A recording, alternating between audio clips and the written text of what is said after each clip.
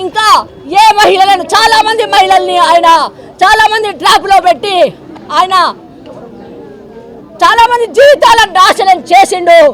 కాబట్టి ఏ రాజకీయ ప్రోద్బలం ఉన్నా సరే మొత్తం జర్నలిస్టులంతా కూడా మీకు ఒక జర్నలిస్టు సింహమే అందరికీ క్లాసులు చెప్పేది, మహిళా జర్నలిస్టులకు మీటింగులు పెట్టి క్లాసులు చెప్పేది, వాళ్ళు పరిష్కారం చెప్పేది.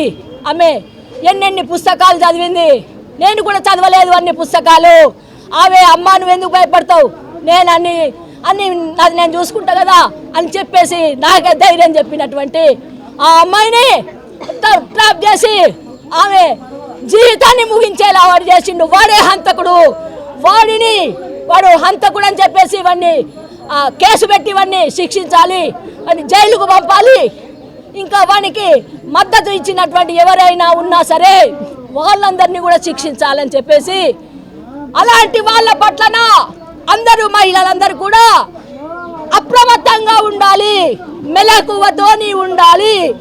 ఎంత ధైర్యం ఉన్నా సరే వాళ్ళను కూడా ట్రాప్లో పెట్టేటటువంటి తెలివిపరులు మోసకారులు ఈ పితృస్వామిక సమాజంలో ఉన్నారు. కాబట్టి అందరూ కూడా అలర్ట్గా ఉండాలి, మెలకువగా ఉండాలి. ఆమె